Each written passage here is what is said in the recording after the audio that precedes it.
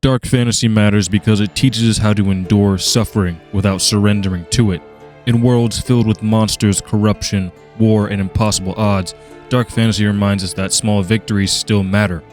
Whether it's Geralt protecting Ciri, Sam carrying Frodo up Mount Doom, or Rhaenyra fighting for a throne she may never truly possess, the genre isn't about darkness.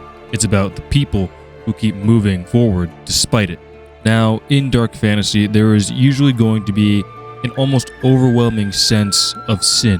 That is to say that evil, and usually human evil, is going to be the status quo. In a series such as The Witcher, there is the aspect of various different otherworldly monsters that will be hunting humanity. And not just hunting them for food, but also taking advantage of them and their humanity with curses such as lycanthropy or making deals with hags. In Netflix's Castlevania or The Blood of Dawnwalker, there is this vampiric cabal that is controlling an entire region, dehumanizing humanity as a whole by using them as a food source as we do with cattle. And even in the world of Westeros, there are characters that will start a war in order to serve their own ends. And with all this immorality, depravity, and corruption, there is someone who is going to fight against it. The thing you need to understand is that person isn't always going to be fighting for truth, justice, or a better tomorrow. The protagonists of dark fantasy media usually aren't heroes. They aren't going to be saving people out of the kindness of their hearts. They're going to be more like anti-heroes. Somebody who happens to do good things, but they lack the usual heroic qualities. A great example of this is Geralt of Rivia from the Witcher series. He's taciturn, grumpy, and sometimes even rude, and yet he often finds himself defending the very people who hate him. In Netflix's Castlevania, Trevor Belmont is a drunk who wants nothing more than to just run away from his family heritage. And in the novel Between Two Fires by Christopher Buehlman, the protagonist Thomas is a disgraced knight turned bandit. And what carries these characters through is that they have something to fight for, and a lot of the time they have someone to fight for. In Geralt's case, his mission is to find Ciri so that he can protect her from various outside forces that do nothing but want to control her. With Trevor Belmont, he creates connections with Alucard and Sypha, and through them he regains the inner strength to follow in his family's footsteps and fight vampires and other monsters of the night. With Thomas, he fights against hell itself to bring an angel child, Delphine, to the city of Avignon. And this reminds us that kindness, compassion, and positivity will always shine through like a beacon to others. We see that the light shines brightest when it's dark.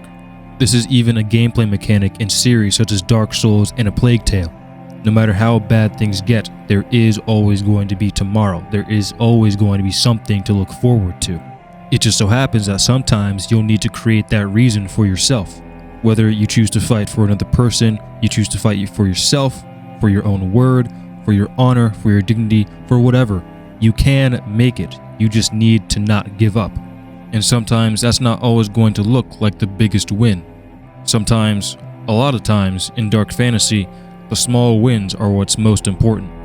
In The Witcher 3, when you finally reconnect with Ciri, it is a fairly minor moment in the grand scheme of things. The act of reconnecting with Ciri isn't what saves Ciri or the world from the wild hunt, but to the characters and to the player, it is one of the most important scenes in the entire game. And that's because we've seen the journey that both of these characters have gone through, both Geralt and Ciri. And this is why dark fantasy has become one of the most important genres in modern storytelling. It's not about darkness, it's not about evil, it's about strength, resilience, courage, and connection. And now that we've established why dark fantasy matters, let's talk about what dark fantasy really is. And if you enjoy dark fantasy analyses such as this one, consider subscribing. It'll help me create more of what you're looking for. Now, the definition of dark fantasy that I found comes from Wikipedia, and it goes as follows. Dark fantasy or fantasy horror is a subgenre of literary, artistic, and cinematic fantasy works that incorporates disturbing and frightening themes. They then go on to say that elements of fantasy are combined with elements of horror. Now, this second half of the definition is what really holds it back for me. The first half is great and encapsulates dark fantasy as a genre very, very well. but I see the statement of horror elements as something that holds it back. From all the dark fantasy media that I've taken in, I would say that dark fantasy and fantasy horror are two different things. They should not have an either-or relationship. All fantasy horror is dark fantasy, but not all dark fantasy is fantasy horror. Dark fantasy is more of a lens that we view fantasy stories through. Think of it like a pair of sunglasses. You're going to wear them outside because the sun is too bright and you can't see. But when you're inside, you can barely see anything at all. Dark fantasy is a tone of fantasy storytelling, so you'll have darker aesthetics in the environments themselves. Think of the landscapes from The Witcher and the Soule series. The sun rarely shines, if at all. There are vast swaths of land that are just neglected by humanity or retaken by nature. Monsters and brigands litter the paths that you walk, waiting for you to fall into their trap. An even more apt example is the entirety of Act 2 of Baldur's Gate 3. For 20 plus hours, you're traversing an entire region that is enveloped in literal shadows. Shadows thick enough to breathe. Shadows dark enough to cause you to decay. Shadows powerful enough to raise the dead. And just like what I was saying, Act 2 of Baldur's Gate 3 is dark fantasy, but it's sandwiched between two other acts that are pretty light in comparison, both narratively and aesthetically.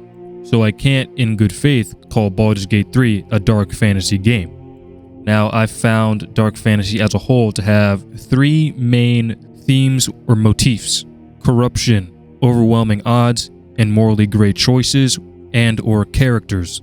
Number one is the theme of corruption.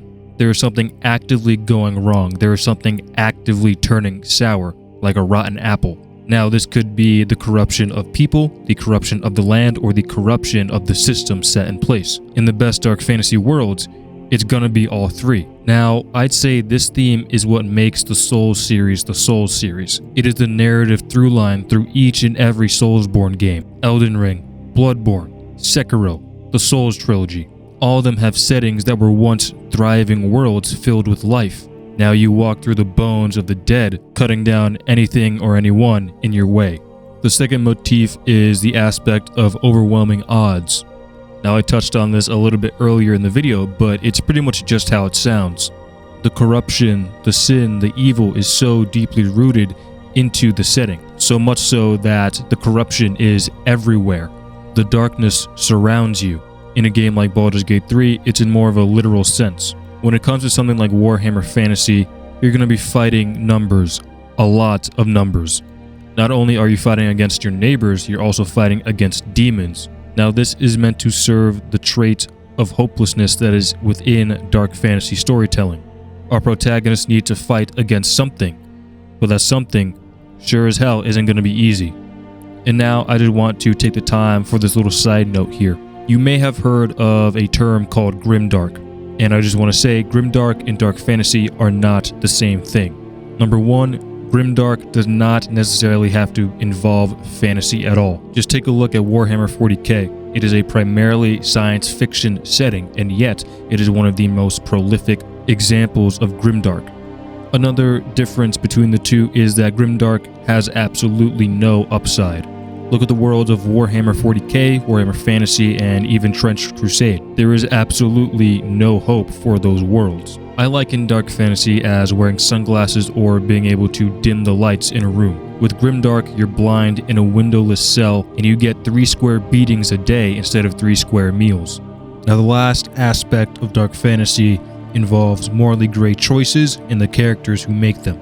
Now, this is at the heart of dark fantasy because this forces your characters to act, and how they act, i.e. the choices that they make, reinforces a character who they are or who they will become. Amicia needs to decide if she is going to kill her 5-year-old brother in order to save the world or let the world fall to ruin.